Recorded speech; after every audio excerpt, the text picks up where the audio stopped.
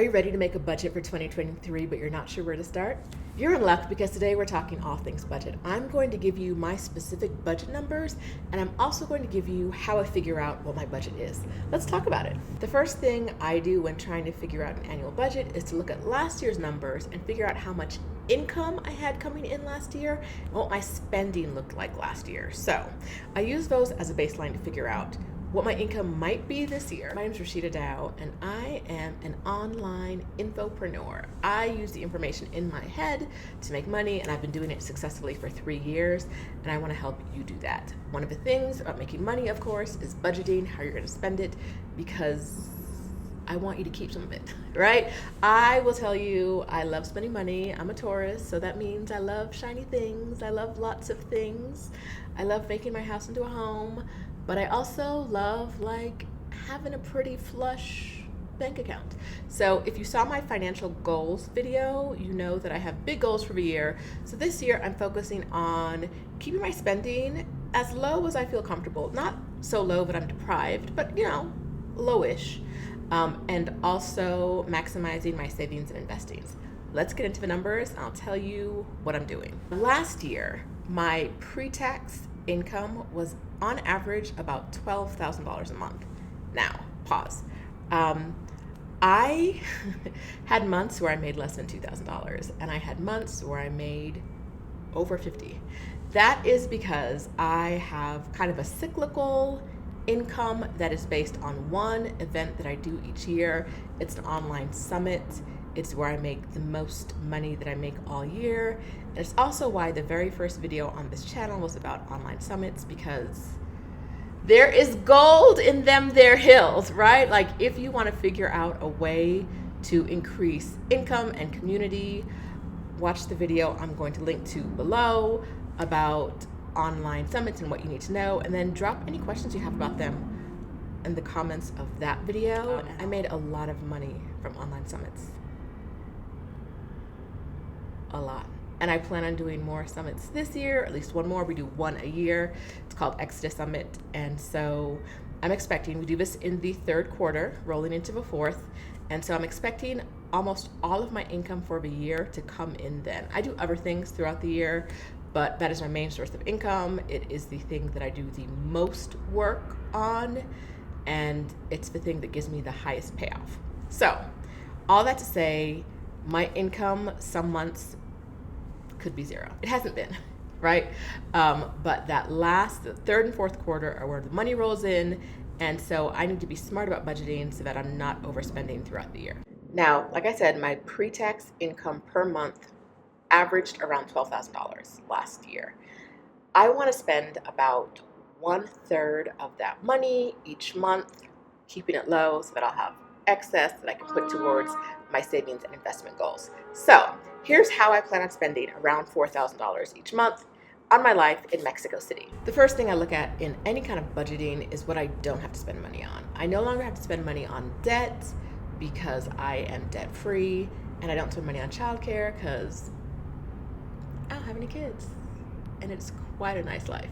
So my biggest expense category is going to be housing, while for somebody else that might be childcare, right? So housing is mine. I plan on spending about, it's gonna sound large. On average, they tell you to spend about 25% to 35% on your housing budget.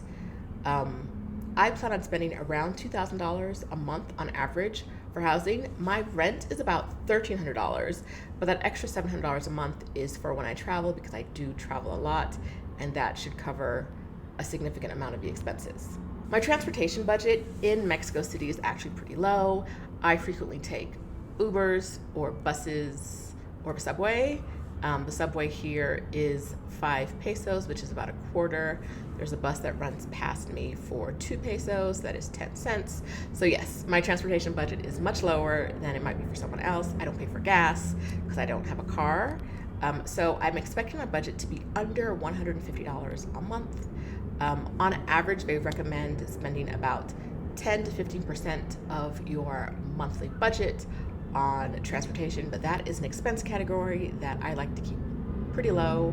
You may not know this about me, but I spent years working for an auto manufacturer in which I was able to drive a company car. So now when I see car payments, I'm like, what are these numbers? Who is paying these? What are these numbers? Who is doing this? When I left my job in auto and I was thinking about buying a car, I looked at these numbers. I was like, absolutely not. Absolutely not. I can't pay what they're asking for this. And so my transportation budget is very low because I was spoiled for years of driving a luxury car for pretty much no money, and I cannot get with the prices of cars these days. If you can, more power to you. It has gotten excessive. So for food, they recommend spending 10 to 15% on your food budget. My budget for one person in Mexico City for a month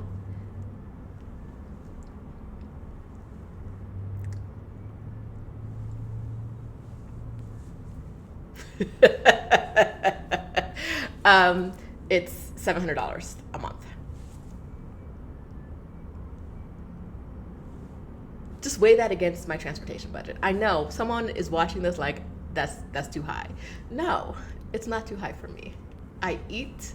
I tell y'all all the time that I eat, and I'm serious. I eat.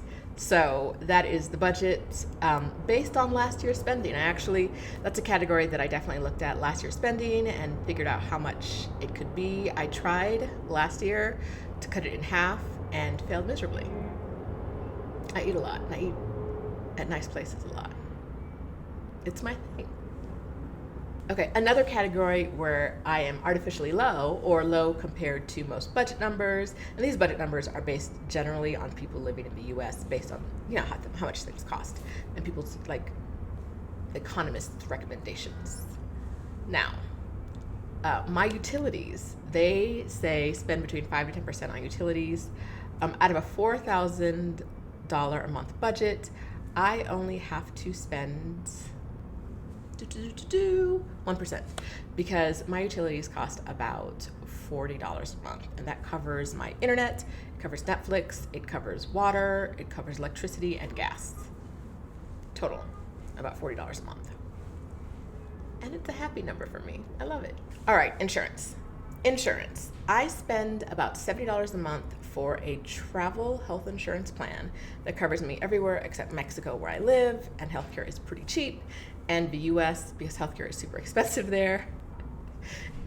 And no one wants to cover people who don't live in the US for coverage in Mexico, for coverage in the US.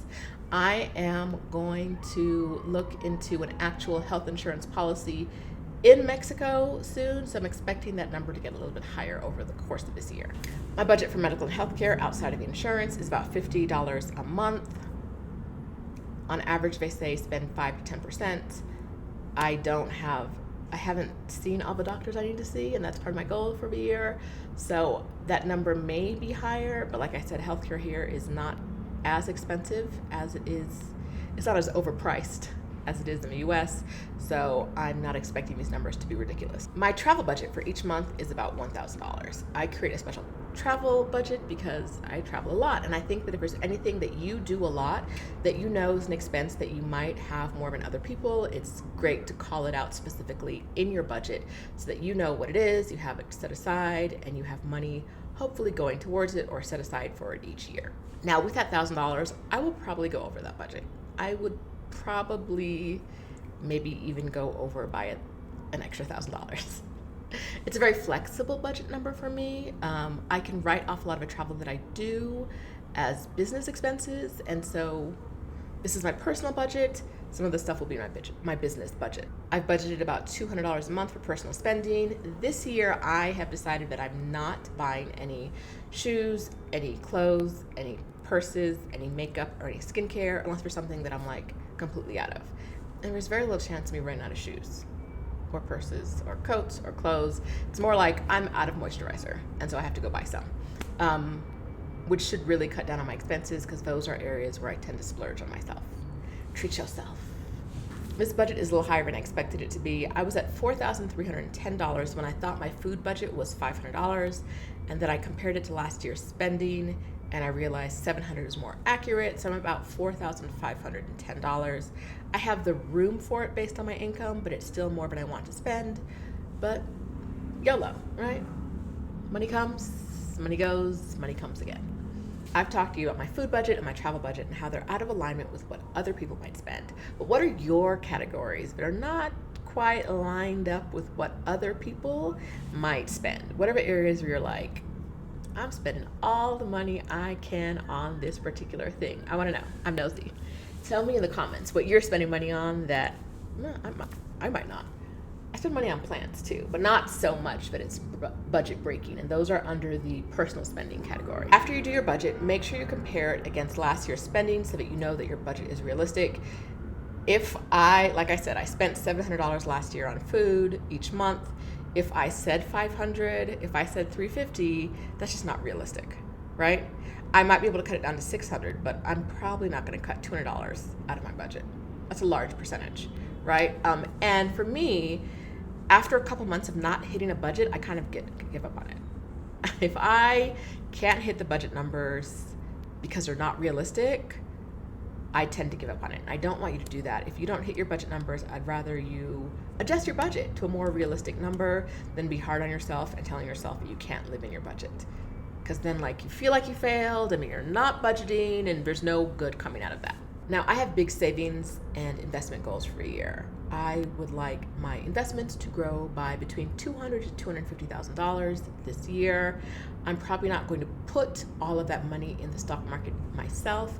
I'm hoping that what I'm invested in turns around, and instead of going down as it's been doing for the last 18 months or more, they start going up, and the magic money appears. So that is my hope for the end of the year. Most of my investments will probably be backloaded towards the end of the year because, like I said, I get almost all of my income in the late third quarter and in the fourth quarter. So that's it for my budget.